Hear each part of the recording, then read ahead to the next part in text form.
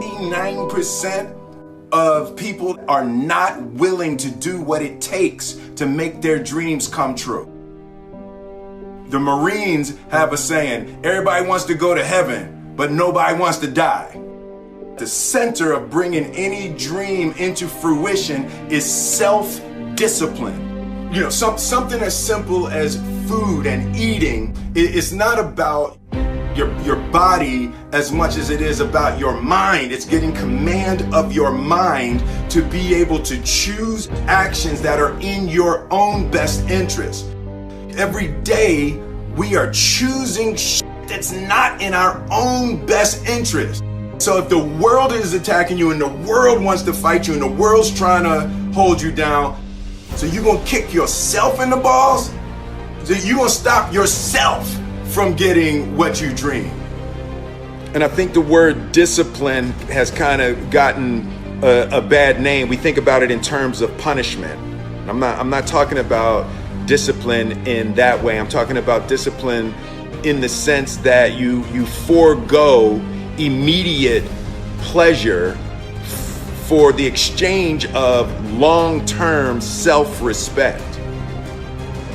I believe that self-discipline is the definition of self-love. That when you say that you love yourself, that means that you have behavior towards yourself that is loving. Self-discipline is the center of all material success. You cannot win the war against the world if you can't win the war against your own mind.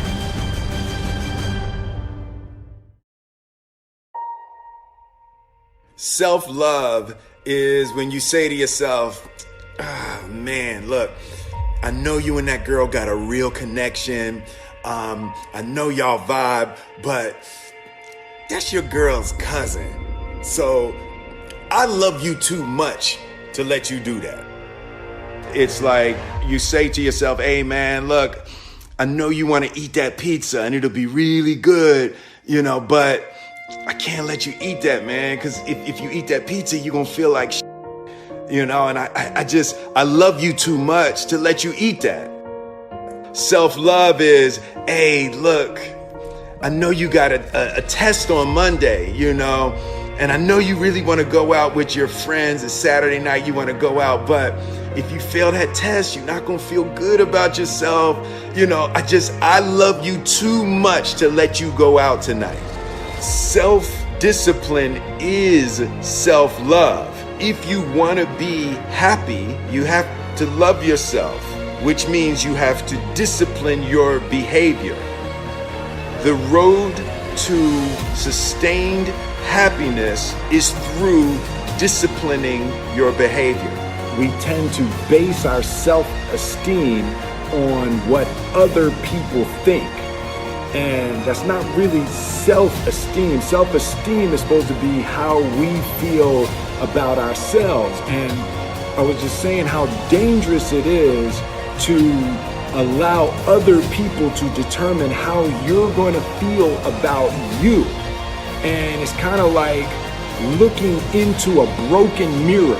You're going to look in a broken mirror and then change your face to try to look good in this defiled, busted, broken mirror. And it just, other people's opinions is a really way to determine how we feel about ourselves.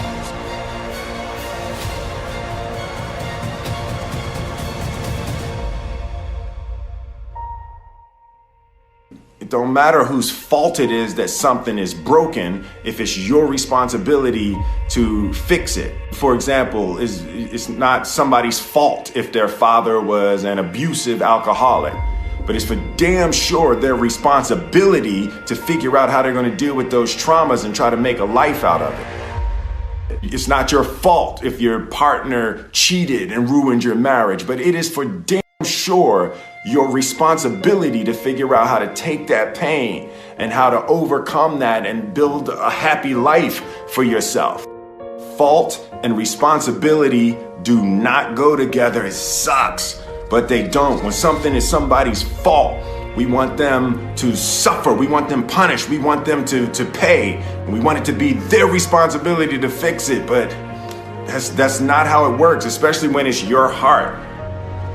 Your heart, your life, your happiness is your responsibility and your responsibility alone. As long as we're pointing the finger and stuck in whose fault something is, we're jammed and trapped into victim mode. When you're in victim mode, you are stuck in suffering. The road to power is in taking responsibility. Your heart, your life, your happiness is your responsibility and your responsibility alone. You can make a person smile, you can make a person feel good, you can make a person laugh, but whether or not a person is happy is deeply and totally and utterly out of your control. The prerequisite for spending time with any person is that they nourish and inspire you. They feed your flame. Look at your last 5 text messages. Are those people feeding your flames or dousing your fire? Put your phone down for just a second and look around. Look to the people around you. Are those people throwing logs on your fire or are they pissing on it?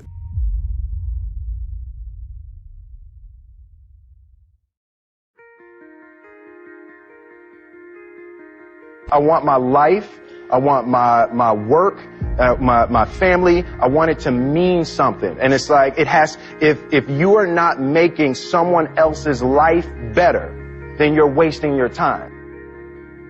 The separation of talent and skill is one of the greatest misunderstood concepts for people who are trying to excel, who have dreams that want to do things. Talent you have naturally. Skill is only developed by hours and hours and hours of beating on your craft.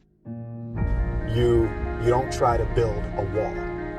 You don't set out to build a wall. You don't say, I'm going to build the biggest, baddest, greatest wall that's ever been built. You don't start there. You say, I'm going to lay this brick as perfectly as a brick can be laid. There will not be one brick on the face of the earth that's going to be laid better than this brick that I'm going to lay in this next 10 minutes. And you do that every single day. And soon you have a wall. And soon you have a wall. And I think psychologically, the advantage that gives me over a lot of people that have been in competition with in different situations is it's difficult to take the first step when you look how big the task is.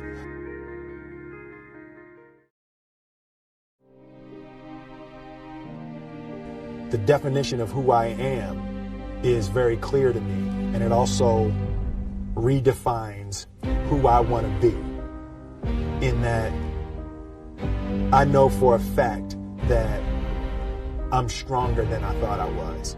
You know, you can't help but ask yourself the question, what would I do if I was in Muhammad Ali's shoes?